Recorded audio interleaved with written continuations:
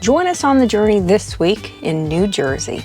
In this video, we address a check engine light that popped on Big Blue, but Cody really wanted to showcase a way to diagnose yourself and maybe help save someone a little money along the way. Woo! This is kind of hot. But first, you'll find us getting some fresh air and a little animal time. Good morning, folks. And what a pretty day it is in New Jersey. It seemed like a great day for a bike ride. There's a free zoo about how far from our campground? A couple miles. Yeah, a couple of miles away. So we thought we'll just go down and check that out today. Morning. If it's free, it's me. So we're gonna do that. And I'm a little bit mad at my truck because we had just a little bit of an issue getting here. But first, let's go see the zoo and we'll talk about the truck later. It's awesome little bike trail, bike hike, running trail, whatever it is, just right down the road from our campground, so it worked out perfect that we can just stay off the highway. The weather's perfect.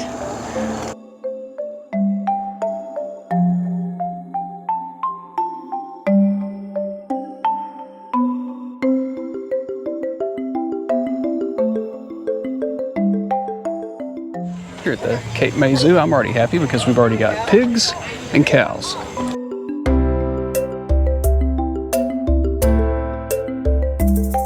And you said there were no goats for you to pet. Well, not at the campground, but obviously there are some here. Well, hi, bud. Well, hey, buddy. How you doing? Oh, goodness. Oh. He's like, you don't have any food. I'm done with you.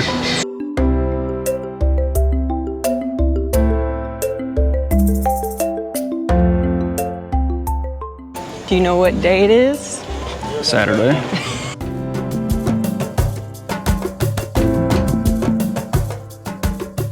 Not sure if anybody noticed what shirt Angela's wearing today.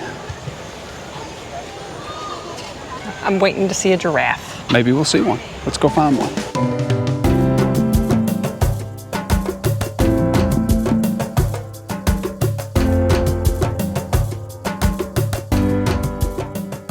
What is this? The sign says it's a kookaburra. It's fun to say and it's cool to watch. Yeah, that doesn't really clarify for me. It's in the kingfisher family. It's got a beak on it. That's what you said about me.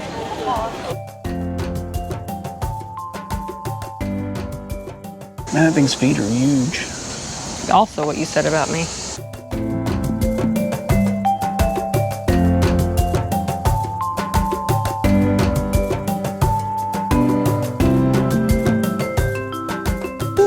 There you go, Ange, you found them.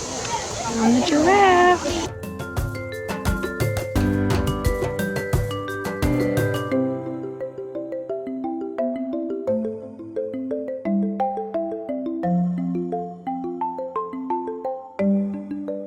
I think you should do the dishes. I think you just messed up my shot.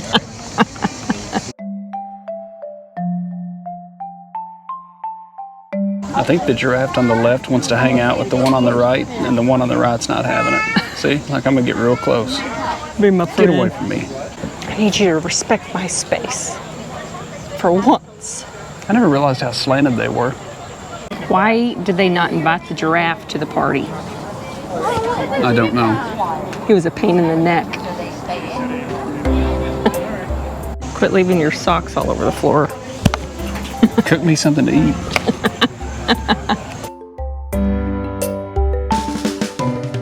Sticking his tongue all the way in there and fishing out the food. Too much work. I want to go to this one. Yay! Mission accomplished.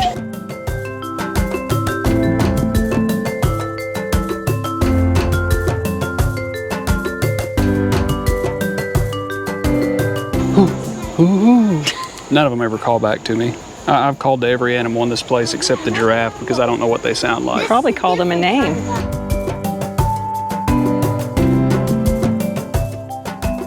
There's a bunch of kids back there that are still, I think you can hear them hooing at the owls. I do the same thing as like 5-year-old kids. Better than consecutive mom jokes.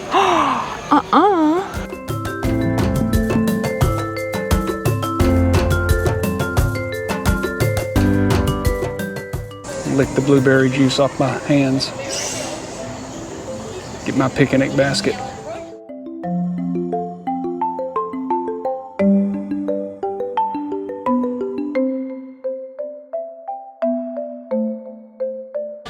inch. How far can you jump? Let's see.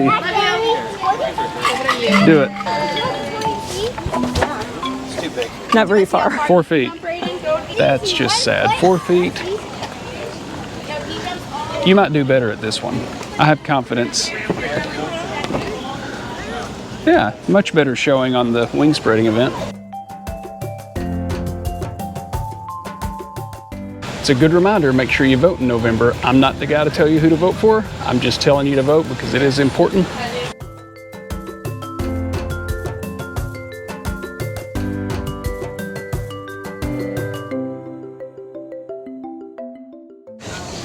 Wow, it's a big boy.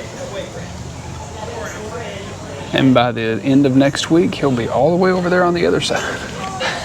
He just got behind from all his turtle friends that are on their walk.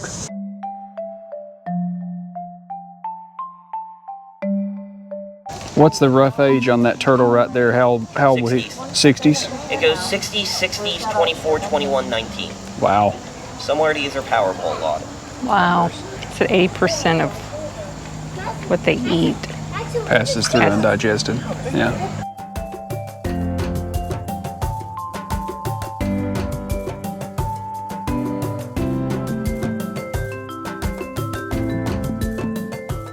I think it's time to head back and see what the rest of the day has in store for us. I enjoyed it. I thought that was a good time. And it was free. Come on. Free. Now we just got about a 3-mile ride back to camp and Angie's gonna make me lunch.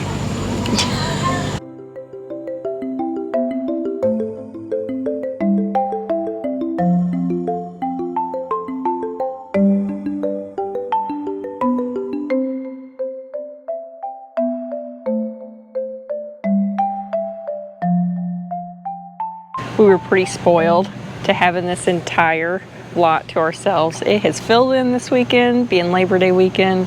This place is hopping. But now that I'm in some fresher clothes, we have some food in our stomachs, maybe a nap, but I would never admit it. We're gonna head back down to Cape May, check out a few more things that we missed, a little bit on why Cody's mad at the truck here. We didn't mention it a couple of videos back, but we've developed yet another problem with our truck. We're right on the cusp of that 100,000 mile mark, and we have an issue. I think looking at Facebook forums is a great idea for your truck or your camper or your boat or whatever, because you can get some ideas on a lot of fixes, but it's kind of like looking at WebMD. So I'm thinking we're dealing with anything from a sensor to needing a new engine. I'm not quite sure yet, but I do know the problem's very real and I don't like it. So I'm gonna go get in the shower. I've already got an alert this morning that says my package is out for delivery, so we're gonna go fingers crossed. I'm gonna bring you guys along as we figure out what this is and what we're gonna do to fix it, or if we can fix it. You guys know I hate dealerships, so fingers crossed I can get this fixed myself. Well, the Amazon truck has arrived, and I want to give a really special thanks to my friend Chris down in Mississippi. He introduced me to the ForScan product when we were down visiting them earlier this year. He showed me some really cool things we could do. I turned off a lot of those dingers and set it up to where I can run my fog lights with my bright lights and some cool things like that. But since he turned me on to ForScan, I had him send me the link to this OBD2 connector. I'll put that in my Amazon cart. That's going to work with the ForScan app on my laptop. I did notice I don't seem to have a version of ForScan that works on Mac. They have some things for like the iOS and Android devices, but to get kind of the full boat of it, you need a Windows computer, which I have. It's my work computer. A little bit more about what's going on. We know right around 50,000 miles, we had a bad spark plug wire issue and a misfire. We fixed that. That reared its ugly head just a couple of weeks ago. We put new plugs and wires in again, and that seemed to have stopped all of the problems. Where I found a problem, I needed to pass someone, and I kind of got on the truck hard, and the truck just kind of starts hopping and jerking, and it seems to run just fine. 3,000 RPM and less, towing, not towing, but if you have to put that thing to the floor, there's something wrong. While I have a mechanical background, I haven't been a practicing mechanic in 20 years. So my knowledge is probably just a little bit outdated. I do know there's a lot of stuff going around online about cam and lifter failures with these trucks, which really concerns me, but like I said earlier, it's kind of like WebMD. If you go searching for the problem, you're gonna find a problem. So let's plug this thing in, let's pull the codes down off of it and see if we can figure it out. So if you guys have never used a code reader before on the Super Duties, it's up here to the right. of our parking brake release. Just plug it in right there. So the USB goes right here to my laptop, and then we need to launch ForScan. So kind of what it's doing here is it's running through all the checks. So already I can see we've got faults in the PCM, which is the powertrain control module. We've got faults in, looks like the body controller. While we wait on this to run, this is a free app. I'll put a link to this in the description. There are some opportunities to buy long-term licenses, but I think you get 60 days for free, and then you can just kind of renew that. So that's a pretty great option. The cable's very specific. I was told don't just go buy any OBD connector with a USB cord on the other end of it because they don't all work quite right. So I took this on a recommendation. The cable was about 50 bucks, but considering it costs you anywhere from $100 to $200 just to get your codes read at a dealership, I feel like it's a pretty safe bet. P0300, random multiple cylinder misfires detected. So let's start the engine. So now it's telling me to press and release the brake pedal. Turn steering 1/2 turn. Release. So at the time it picked up the misfire, we were at an 85% load, meaning I was on the throttle really, really hard when the misfire happened. And we were at 4,500 RPMs when the misfire happened. Looks like we have good voltage on our O2 sensors, so that's probably out. No faults with accelerator pedal, cylinder head temp, air intake temp, all comes back fine. Just the misfire is really all it's telling me is what I already knew, or what I already suspected, that we had a misfire. So since it's absolutely unsafe to drive around and stare at a laptop, I've got my assistant with me who's going to monitor this while we've got a screen recording going, and I'm going to see if I can make this truck misfire. There it went. Oh yeah, I heard that. This is kind of hot. Woo! I think I've got the codes cleared out. If we didn't have a check engine light, I would think that Cody's just hunting for a new truck. No, I didn't even show it on camera. We went hunting for new trucks in South Dakota earlier this year, and I decided pretty quick we're not getting the new truck this year. Misfire. Did it ping? Ooh, yeah, boom, boom, boom. Really? Yep. So as soon as you gunned it, it hit. You were still revving, it hit, and then as it dropped, it hit. Misfire, misfire, misfire, misfire. And what's funny is the check engine light's not on, and we just picked up how many misfires? 6. 6 misfires. On the last captured misfire was 87%, meaning you've got your throttle 87% open. You're hammered, right? Well, right there, it hit at 90.55% load. So it's not a low speed issue. It's when you're really on it issue. And I'm not quite sure what to do about this. But if we find out, say, that it's misfiring on cylinder 2, you go with your common denominators. You change a plug wire. So I would just move a plug wire from cylinder 2 to cylinder 1. Probably do the same with the plug and see if the misfire follows a wire or a plug. If it doesn't, then your next logical thing is the coil. So we would swap a coil from, say, cylinder 2 to cylinder 1 and see if the misfire follows the part change. Change one thing at a time, which would tell you have a bad coil. But it could be so many different things. I mean, it could be a fuel injector, it could be a mass airflow sensor causing problems, it could be, I still say it could be a catalytic converter trying to plug up and putting a lot of back pressure into the engine. My goal here is to try to figure it out and not have to take it to Ford, because I know they're going to charge me an arm and a leg just to tell me what I already know, that I've got a misfire code, and then a whole bunch of more money to start tearing into it and try to figure out why that's happening. In theory, this isn't a big problem, but I think it could be a time-consuming and expensive problem to get through all the diagnostics of what could it be. I needed to see what cylinder's misfiring, and it's not giving me that info. I'm going to call it a night for this, do a little research, and we'll come back to it. We ran the ForScan diagnostics, we did some test driving, and the only code I can get this truck to throw is the P0300, and what that means is random multiple cylinder misfires detected. You need fuel, air, and a spark to make an engine run. And this is where social media can be your best friend or your worst enemy. Like I said earlier, something like this might cause you to believe that the engine's about to fall out of the truck, but I don't think that's the case. I talked to some folks on the Ford Super Duty forum, specifically the 7.3 Godzilla forum. I did get a good bit of feedback from someone who claims to be a Ford tech on the Facebook forum that said if the truck had a misfire, like before I changed the plugs and wires last time, that it might have learned to deal with or try to compensate for the misfire. And now that I have fresh new plugs and wires on, it could be relearning or trying to compensate for a misfire that isn't there. And that in theory, you can clear the codes, do some reboots, and it should go away.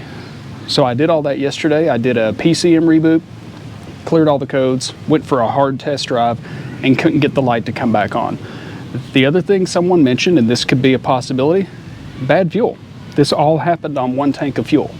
So we ran our fuel down to nearly empty. I had Ange go put a half a tank of premium in there, and I'm gonna add some fuel treatment just to rule out the possibility of bad gas. So while there's a million different fuel treatments out there, when it comes to stuff like this where I think I might have bad gas, or especially in small engines, if I've got kind of a rough idle or a running rough issue, I really like Seafoam. It seems to do a really good job of getting any dirty stuff out of the injectors. I've used this on some really rough running vehicles and it seems to always make a difference, particularly in the small engine format. I've had snow blowers and lawnmowers that just wouldn't hardly run, and a good heavy dose of this stuff would kind of clean out all that gunk. I know everybody's probably got their opinion on what their favorite fuel additive is. This just seems to work really well for me. So we're gonna couple this up with the tank of premium gas, and I'm gonna run as much through it as possible before I fill up again, just to rule that out. The truck's not acting up now, we don't have any lights on, so I'm probably overthinking it, and it's probably a fluke issue. Or at least that's gonna be my positive thinking. And kind of what I've learned based on what you read on the internet is that the lifter cam issue seems to be more isolated to the heavy duty trucks. Think about like F-350 box trucks and things like that, for a couple of reasons. One, those are usually very high idle trucks. And from what I've learned, Ford uses a variable speed oil pump. And they do that for engine efficiency and fuel economy. So when you're idling, your oil pressure goes down. When you get on it, the oil pressure goes up. So it's recommended to keep the idle time as low as possible on these trucks. I've kept up with my engine hours. I haven't reset it since it was new, and we're right around 10% idle, which is higher than I like, but I don't think it should be detrimental. The other thing I learned on these, and there's some good YouTube videos out there of what it sounds like when you have this problem, there's a pretty noticeable noise from the engine if you have a cam and lifter issue. Our engine's as quiet as it was the day it was new, so while I'm not gonna say that it can't be that, I'm just gonna say that it doesn't really make sense and add up with the other issues people are seeing out there. We're not burning oil, so we know our valves are seating and our rings are presumably good. I don't have any real reason in my mind, at least, to do a compression test or anything like that right now. I think I'm just being a little bit overcautious. I'm always heavy on maintenance and I'm always heavy on keeping up with mechanical work because this is our lifeline. I'm gonna cross my fingers and call this good for now. I'm gonna try to get us some walking directions here, but on our last trip to Cape May, New Jersey, it looked really adorable. We're heading down to Washington Street Mall, which is similar to where we were. Sunset Beach, we definitely recommend. That was a lot of fun. They have a few different beaches here. We were told that Wildwood is kind of where all the stuff happens. That's where the boardwalk is.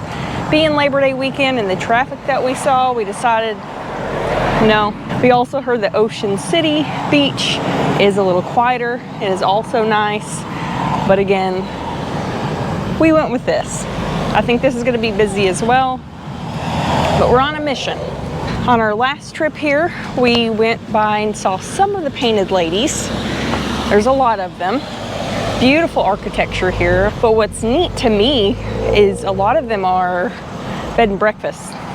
You can actually stay there, and you're right in the heart of all this little shopping center we're going to go to.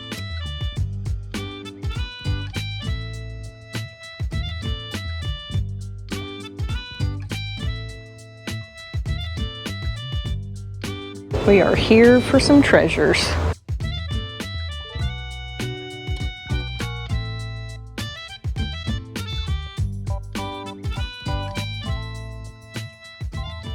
Oh my word, that place was packed. Cody has our treasures. I couldn't make it back to you. $22 in that little bag. They have every kind of peanut butter flavored thing you can think of. Of course, Cody got the dogs a little treat. Well, they need something. They're gonna be mad at us for leaving them all day. Cody got some brownie batter. I got some strawberry. I thought that would be interesting to try. We usually just get Jif, and then Angela brings home all these natural peanut butters that taste like garbage, so I'm really hoping this is good. Don't taste like garbage. What's wrong with Jif?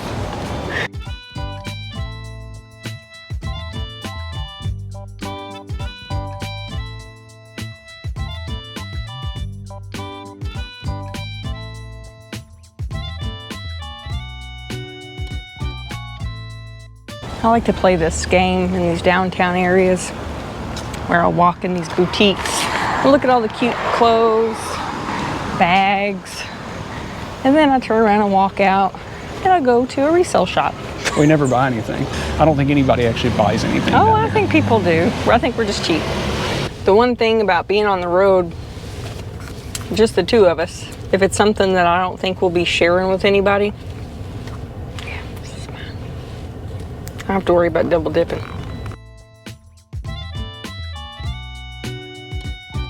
We're going to cap our day at Willow Creek Winery and Farm. Just the drive through the vineyard was pretty stunning. Yeah, this place is beautiful.